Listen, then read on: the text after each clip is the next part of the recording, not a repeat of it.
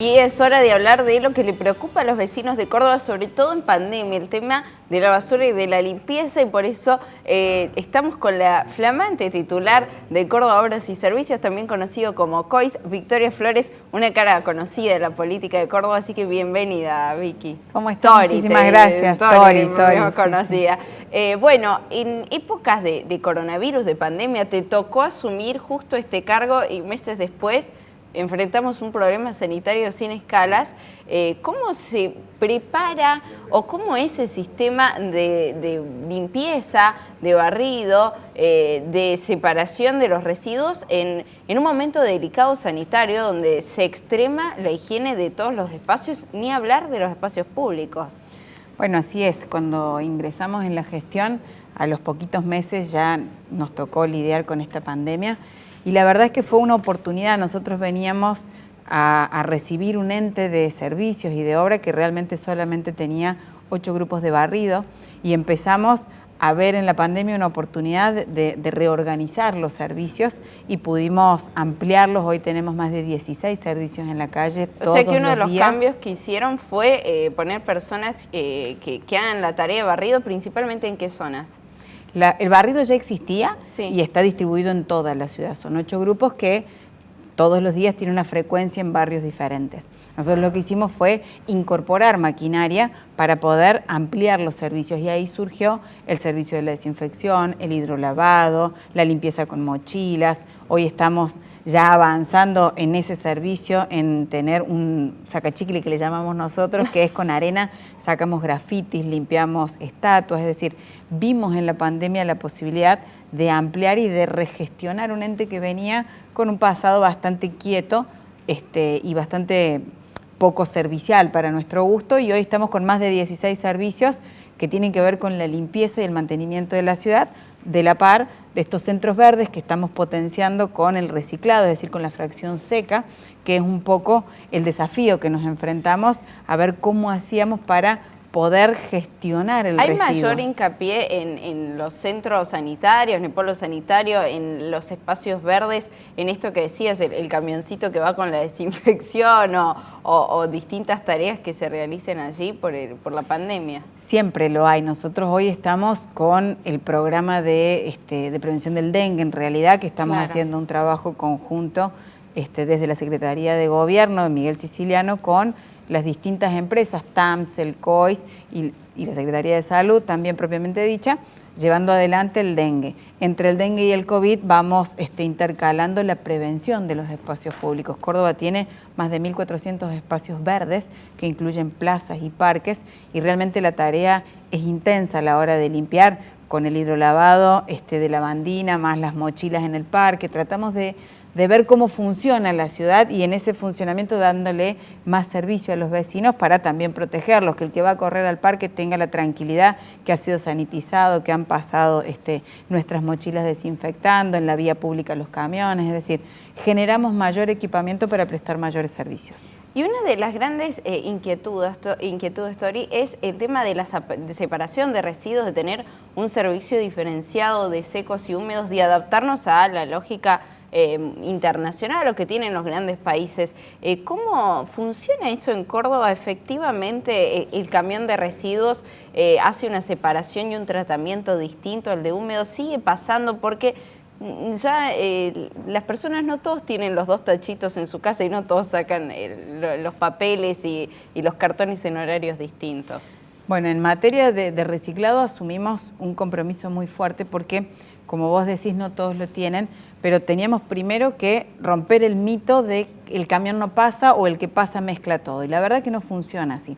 Hoy hay rutas, como se le llaman, es decir, pasan por el domicilio todos los días con la fracción húmeda, y una vez por semana que hay que averiguar en cada empresa cuando le toca a tu barrio y el horario. ¿Y dónde se puede averiguar esa información? En las páginas de todas las empresas. Urbacor, Lusa y LAM son las empresas que cualquiera que pone en Google le aparece tanto el teléfono de reclamos como la página web para averiguar días y horarios. Pero el desafío es cultural. Nosotros nos encontramos con una ciudad que estaba muy descreída en la separación, y empezamos a trabajar un programa que es el programa Ecoaliados. Que se ilusionó también con el tema de la separación, y que vio que después los objetivos no se cumplían. Entonces muchos decían, ¿para qué voy a diferenciar residuos? No sé si no se cumplían, o realmente no se informaba lo que sucedía. Hoy nosotros hemos potenciado los centros verdes, hemos inaugurado un centro verde operado solo por mujeres, estamos recibiendo casi un 30% más de material con pequeñas acciones que tienen que ver con salir a charlar con el vecino, porque más allá de que por la tele lo pueden ver o podemos copiar modelos, hay que llegar al vecino y decirle que se puede separar, que cada vez que separa no solo ayuda al ambiente, sino también a los centros verdes, de donde hoy viven más de 200 familias que están cooperativizadas y el residuo para nosotros es un recurso, no es un problema. Entonces hay que animarse a tener un cambio cultural y de paradigma. Nosotros estamos acostumbrados a consumir y tirar. Bueno, hoy tenemos que repensar la economía circular en qué voy a consumir y una vez que consumo la botella, la lata o el paquetito de galletas, ¿qué hago con ese residuo? Y si va todo junto, es basura. Pero si nosotros logramos la separación, son recursos.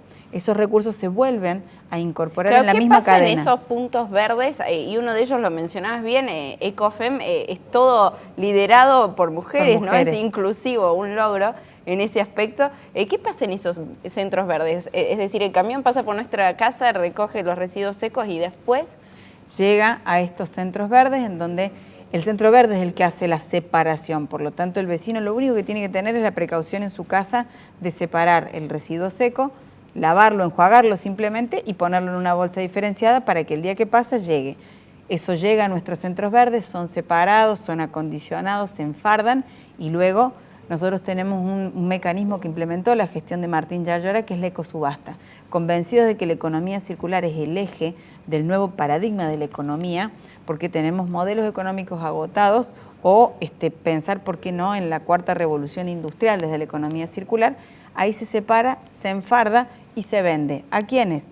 Esta ecosubasta permite que quienes se dediquen a la economía circular, es decir, pymes o grandes empresas que, por ejemplo, fabrican botellas, salen al mercado a buscar botellas. ¿Por qué? Porque el polipropileno es un derivado del petróleo. Si nosotros no buscamos esa botella, esta empresa tiene que sacar nuevamente petróleo, es decir, un mineral de la naturaleza para poder fabricar la botella. Entonces, la responsabilidad del consumo tiene que ver con que si consumo plástico, tengo que devolver el plástico a la cadena que incorpora la economía circular, para que ese plástico vuelva a ser plástico y no sigamos rompiendo nuestra casa común que es el planeta Tierra. Entonces nos plantea un paradigma totalmente distinto. Claro, también hay que cambiar hábitos. Una inserción y una combinación de trabajo entre el sector público y privado. Mencionábamos el trabajo de las cooperativas, ¿no? Esto de no dejar sin trabajo quizás al cartonero o a quien antes pasaba haciendo este trabajo, sino incluirlo.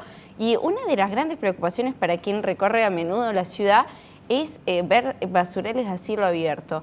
Ustedes recientemente refuncionalizaron uno que estaba en Avenida Rancagua, lo van a transformar en un lugar de renovación de residuos. ¿Esta idea se va a ampliar al resto de la ciudad, a sectores, por ejemplo, cercanos a la costanera, que vemos que son cuadras y cuadras de basurales? Sí, el basural es, hay una economía muy informal, que es la del carro, que va ligado a varias problemáticas, la problemática animal, la problemática social, y esto que por consecuencia es un macrobasural. Nosotros entendemos, y es la decisión que tiene el intendente Martín Yayora, de mirar al residuo como un recurso y no como basura. Si uno parte ya de ese concepto, que es totalmente distinto, todo lo que se genera en un basural tiene un destino distinto, que no es el predio de enterramiento. Nosotros, como ciudad sustentable, tenemos que pensar que lo que hacen las grandes capitales del mundo es tener alternativas de tratamiento del residuo, que no es enterrar en un predio. Entonces, cuando uno analiza estos residuos, y por eso vino la decisión de Martín de crear un centro de transferencia como punto de descarga autorizado, porque los basurales son lugares clandestinos, siempre se va de noche, cuando no nos ven los que nos tienen que multar. Entonces, si vos habilitás un espacio con una construcción que no contamine, por eso tiene toda una ingeniería este centro, la disposición de ese recurso que va tirado en un basural tiene que ir dispuesta en distintos lugares. ¿Para qué? Para que ese escombro vuelva a ser un 0,20, para que ese neumático pueda ir a una cancha de fútbol, a una suela de zapatilla o a una industria que hace combustible con la goma y se separa el cable. Es decir, hay un mundo que no tiene límites en cuanto a la explotación de este recurso, porque hay muchos productos que se pueden hacer. Entonces, el centro de transferencia es una política de esta gestión, es una política de Martín Yayara, de recuperar el material e ir avanzando. Digo, es muy novedoso porque no es que existen muchos lugares. Nosotros hemos tomado modelos y tratado de generar una iniciativa propia que sea realmente disruptiva para la ciudad, y nos está dando un muy buen resultado, porque el que operaba, y cuando uno dice operaba el basural, estamos hablando de el que cirugiaba en el basural. Nosotros estamos tratando de reincorporarlo en una economía formal y circular para que deje de cirugiar y pueda separar y pueda, a través de la beca que se da con estas cooperativas, insertarse en un mundo formal para que le genere una oportunidad laboral distinta a la clandestinidad que tenía. Hoy estamos trabajando con Rancagua, la proyección es de realizar varios más. Sobre todo estamos trabajando fuertemente con Caminos de la Sierra, a través de Alves, de su presidente. Hemos congeniado muy bien todo lo que es la red de acceso a Córdoba, que es la decisión del intendente de empezar también a hermosear quienes nos vienen a recibir y nos vienen a visitar, que no se encuentren como primera foto de la ciudad claro, un basural, sino un espacio contenido. Tiene toda una red periférica de árboles, es decir, tiene una lógica de trabajar con el compost, con los residuos que son grandes y también con los pequeños que provienen de centros verdes. Entonces, uno lo que piensa es, como política de Estado, todo lo que se genera como residuo tiene que ser un recurso. Y ahí estamos también trabajando con Biocor en potenciar a las pymes y a los pequeños emprendedores, porque el modelo económico está cambiando y tiene que mutar a generar empleos genuinos que no dependan del Estado. Sin dudas el tema de la basura, no solo en cómo tratar de reutilizarla y de ayudar al medio ambiente, también es algo que preocupa a los cordobeses, así que me alegro que estén trabajando para eso y que saquemos ese estigma de que, como decís vos, cuando uno entra a la ciudad o que tenemos la percepción de que no estamos en una ciudad limpia.